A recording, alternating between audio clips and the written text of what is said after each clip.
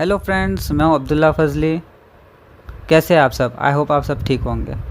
दोस्तों, आज की कहानी परिस्थितियों पर आधारित है, सिचुएशंस पर। एक कपल होता है जिनकी शादी को 11 साल हो गए होते हैं। 11 साल के बाद उनके घर में एक बच्चा जन्म लेता है और वह इससे बहुत खुश होते हैं। वह और बच्चा उनकी आंखों का तारा होता है। देखते ही देखते 2 साल बीत जाते हैं और वो लड़का 2 साल का हो जाता है। एक दिन ऑफिस जाते समय पिता को एक दवा की बोतल खुली दिखती है। उसे ऑफिस जाने में देरी हो रही होती है, तो वह अपनी बीवी से कहता है कि उस बोतल को बंद करके अलमारी में रख दे। लेकिन पत्नी भी अपने काम में बहुत व्यस्त होती है और वह इस बात को पूरी तरीके से भूल जाती है। लड़के को वो बोतल दिखती है और वह उससे खेलने के इरादे से उसकी तरफ जाता है। देखते देखते लड़का उस बोतल से खेलना शुरू कर देता है और खेलते खेलते वह उसमें की पूरी दवा पी लेता है। वो दवा बच्चों के लिए कोई जहर से कम नहीं होती। दवा पीते ही बच्चा ज़मीन पे गिरता है और उसके गिरने की आवाज़ सुन के उसकी माँ जल्दी से रसोई से बाहर आती है। वही देख के एकदम हैरान होती है और उसे जल्दी से उठाकर हॉस्पिटल लेके जाती है। लेकिन हॉस्पिटल पहुंचते पहुंचते उस बच्चे की मौत हो जाती है। इस चीज़ से माँ बहुत परेशान होती है। वह डर जाती है कि वह अपने पति को क्या जवाब देगी। जब उसका पति हॉस्पिटल पहुंचता है तो वह अपने बच्चे को मृत पाता है। वह अपनी बीवी की तरफ देखता है और उसे सिर्फ 4 शब्द कहता है। आपको क्या लगता है वो कौन से 4 शब्द होंगे?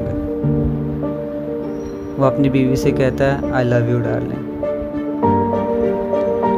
उसके पति का ऐसा व्यवहार उसकी पत्नी को आश्चर्यचकित कर देता है, क्योंकि उसका लड़का मर चुका होता है और उसे कभी वापस नहीं मिल सकता। और वह अपनी पत्नी को भी दोष नहीं दे सकता। अगर वह उस वक्त उस बोतल को बंद कर दे के जाता तो शायद ये परिस्थिति आज नहीं आती। वह किसी पे भी आरोप नहीं लगा रहा था। उसकी पत्नी ने भी उसका बेटा खोया था। उस समय उसकी पत्नी को भी अपने पति से सहानुभूति और दिलासे की ज़रूरत थी और वही उसके पति ने उसे दी। दोस्तों, कभी कभी हम सिर्फ यही सोच में अपना टाइम ख़राब कर देते हैं, बर्बाद कर देते हैं। किस में किसकी गलती है, कौन जिम्मेदार है इसके अंदर। हम एक दूसरे पर ही सिर्फ आरोप लगाते हैं। हम यहाँ नहीं सोचते कि उस टाइम अगर हमने सब कुछ बराबर किया होता तो शायद आज ये परिस्थिति नहीं आती। क्योंकि हम परिस्थिति को समझना ही नहीं चाहते। हम हमेशा हमारा दोष किसी और के ऊपर लगाते हैं। इससे हमारे रिश्तों में दरार आ जाती है।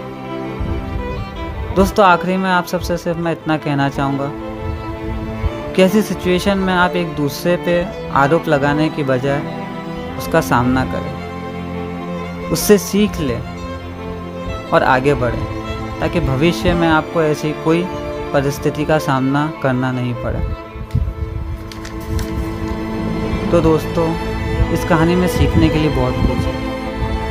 आपने इस कहानी से क्या सीखा, हमें कमेंट बॉक्स में ज़रूर बताइएगा। आज के लिए इतना ही, मैं इजाज़त लेता हूँ।